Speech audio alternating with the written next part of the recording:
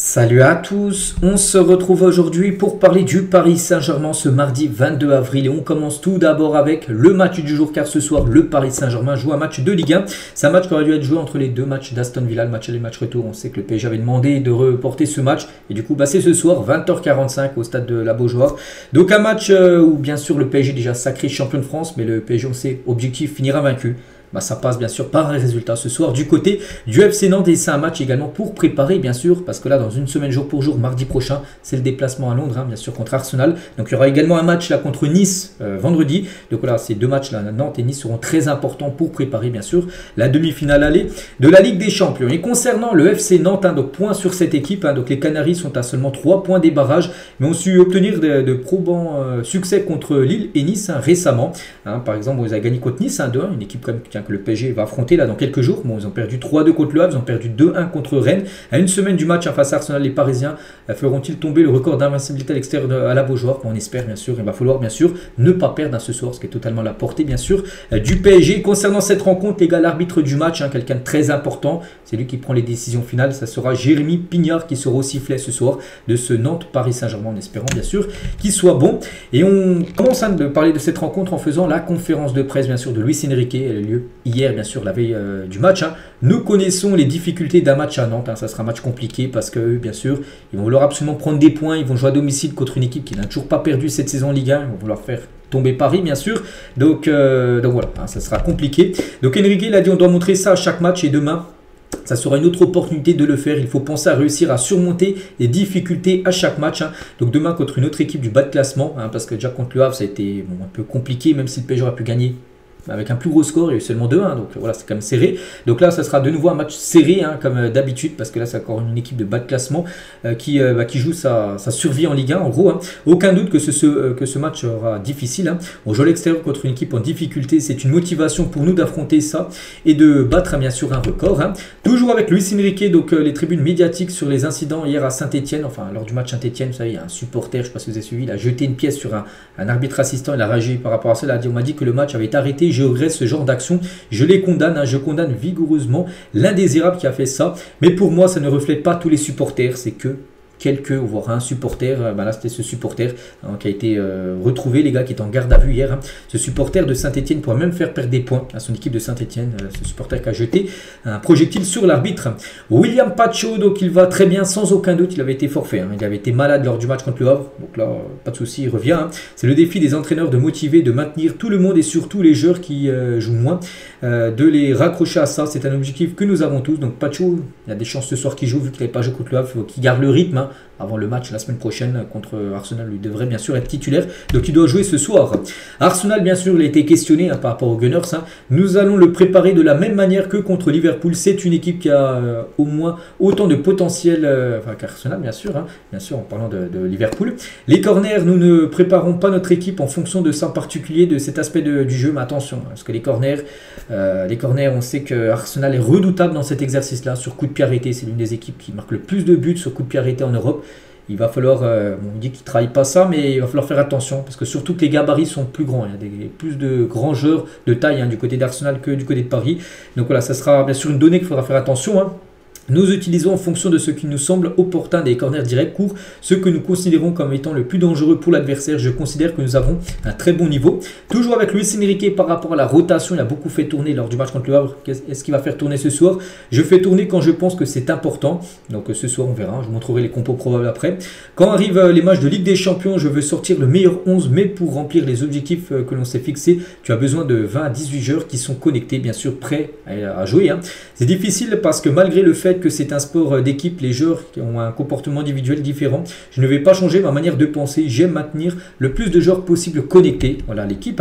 De nombreux facteurs à prendre en compte. Il faut avoir une vision proche de ce qu'il se passe maintenant. Quelqu'un peut jouer 90 minutes avec un adversaire qui joue en bloc bas et se fatiguer moins. Nous jugeons le niveau physique du joueur, son état émotionnel. Et il y a beaucoup de variantes et d'éléments à prendre en compte. Je suis content de notre gestion. Donc ce soir, voilà, il va mettre sa compo. On pense qu'il va encore pas mal faire tourner. Je motive le joueur à sortir de sa zone de confort. fort. Donc si l'équipe a besoin de toi dans un rôle différent, ce sont pour moi les joueurs indiscutables, ceux qui peuvent aider l'équipe dans n'importe quel moment et de n'importe quelle situation, pas seulement tiens moi je joue là, sinon je ne peux pas jouer. C'est pour ça qu'il aime ces joueurs polyvalents. Il n'y a pas un joueur qui lui dit non moi je peux jouer que milieu de terrain et tu peux pas me mettre ailier droit, c'est pas possible. Non, il y a beaucoup de joueurs les gars qui peuvent jouer ailier droit, ailier gauche, même numéro 9, faux numéro 9, milieu de terrain, un joueur qui a comme Désiré Doué par exemple, un peu occupé pas mal de positions. Donc c'est une position qui serait très individuelle, très égoïste. Je préfère vraiment explorer l'aspect mental, l'esprit du joueur. Toujours avec Luis Enrique qui parle des jeunes, les Titi parisiens, donc les Mbaye, les Mayulu, les Warren Zaïre-Emery.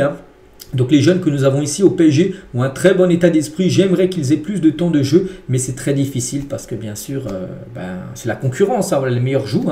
Donc cela dépend de ce dont chacun a besoin. En fin de compte, mes enfants sont plus grands que ces joueurs-là. Je pense que je joue plutôt un rôle de père, mais ça dépend. S'ils ont besoin d'un câlin, je le donne. S'ils ont besoin d'une correction, je suis là aussi pour dire des fois ce qui ne va pas, tout simplement, avec un petit, un jeune parisien. L'ego, donc nous en avons tous. Le gérer, c'est important. Quelles que soient les circonstances de la vie. Si tu dis par rapport aux joueurs que ce n'est pas facile d'être un joueur pro, tu es exposé dès le plus jeune âge.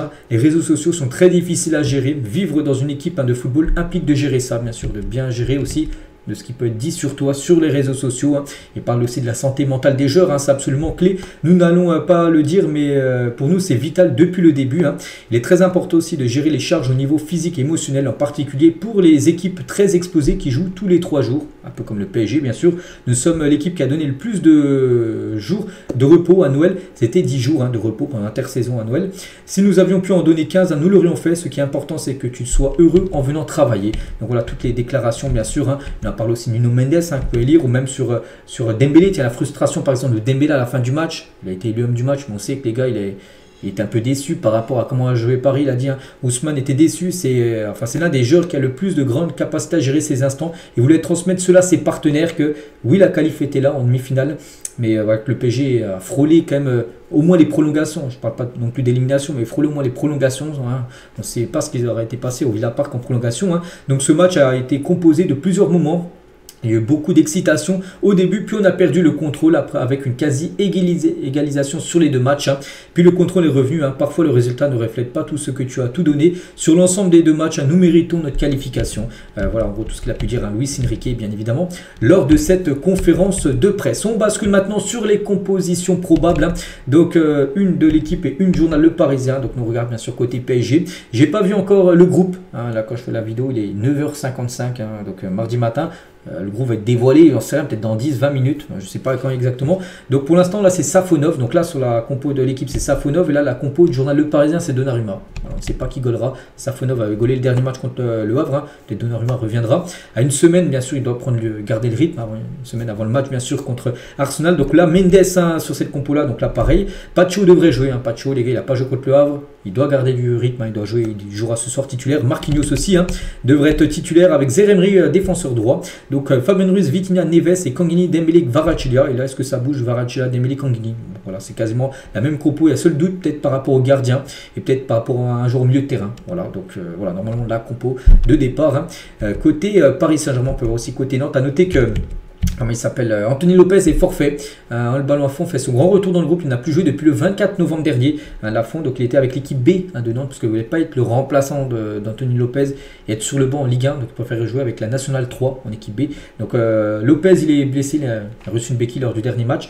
Et du coup, ça sera Alban Lafond qui sera le titulaire ce soir. Lui qui n'a plus gaulé depuis 5 mois du côté du FC Nantes. Et concernant aussi le point des buteurs et passeurs D de nos Parisiens avant le match face au FC Nantes, donc le joueur le plus décisif cette saison, qui c'est bien sûr sans surprise Dembélé, un petit rappel, 32 buts, 9 passes D depuis le début de saison, toutes compétitions confondues. Barcola deuxième, 18 buts et 16 passes D. Et Désiré Doué troisième, 13 buts et 11 passes D. Après on peut voir tous les autres joueurs. Voilà, par exemple Kvaratskhelia c'est 4 buts, 4 passes D. Bon après Kvaratskhelia arrivé en janvier, c'est pour ça qu'il a des stats moins bonnes, on peut dire que les 3 premiers. Concernant le programme pour les matchs après, donc là j'ai dit le 22 aujourd'hui, je pense qu'on a fait le gros avant-match. Donc prochain le 25 c'est vendredi, pour avoir du temps de repos avant bien sûr le déplacement mardi prochain, parce que ça sera bon. Il y a même un match là, parce que là on ne voyait pas encore le calendrier, mais bien le 29, on sera toujours sous le mois d'avril, le 29, dans 7 jours, ce match bien sûr contre Arsenal. On va parler de Désiré Doué cette fois-ci, donc a décidé de lier son avenir avec le PSG jusqu'en 2030. Donc Manchester City a tenté une approche, et nous c'est City, ils ont vu le crack, voilà, Désiré Doué, ils ont essayé de le faire venir, qui s'est avéré vaine, après avoir été recalé par le Parisien. C'est Désiré Doué en gros qui a dit non à City, non, je veux rester au PSG, et Désiré Doué veut devenir la nouvelle star de Paris. En tout cas, il est très bien parti pour l'être, cette nouvelle star. Actuellement, là, il prend un rôle, bon, pas non plus une superstar, il n'a pas encore ce rôle-là, mais s'il continue comme ça, les gars, voilà, à 19 ans, ce qu'il fait, voilà, il commence à être maintenant connu du monde entier, bien sûr, Désiré Doué. Donc, voilà, pour lui, s'il veut continuer, bien sûr, du côté du Paris Saint-Germain. Actuellement, il a un contrat jusqu'en 2029, le PSG pourrait même le prendre jusqu'en 2030 avec une année supplémentaire. Des nouvelles aussi de Randal Kolo Muani, un joueur parisien prêt à la Juve, et son avenir à la Juve, les gars, s'assombrit, ça sent pas bon. Donc, arrivé en grande pompe à l'hiver, 5 buts en 3 matchs, dont des décisifs, c'est-à-dire des buts qui donnent des victoires. Il est arrivé les 3 premiers matchs, les gars, il a marqué plein de buts, 5 buts. Et bien depuis, les gars, il joue beaucoup moins parce que ça a changé de coach. Avant, c'était Thiago Motta quand il était là. Maintenant, c'est Igor Tudor. Et l'attaquant appartenant au PSG depuis est rentré dans les rangs, successeur de Motta. Tudor lui préfère Vlahovic. Il préfère Vlahovic et du coup, il est souvent sur le banc. Donc, on ne pense pas qu'il restera à la Juventus sur la saison prochaine. Randal Kolo Muani reviendra à Paris, mais Paris ne le conservera pas. Il sera de nouveau prêté ou vendu à une autre équipe. Et on finit, les gars, et on revient nous sur le match de ce soir, ce Nantes-Paris Saint-Germain, avec le pronostic, bien sûr. Donc, moi, je vais partir sur une victoire des Parisiens ce soir. Allez, une victoire 4-1 ce soir de Paris du côté de Nantes. Donc, voilà ce qu'il y a à dire. J'espère que ça vous a plu. On se retrouve demain, bien sûr. Demain, mercredi, on fera le débrief, bien sûr, de cette rencontre. Et je vous souhaite un bon mardi, bon match à vous et à demain.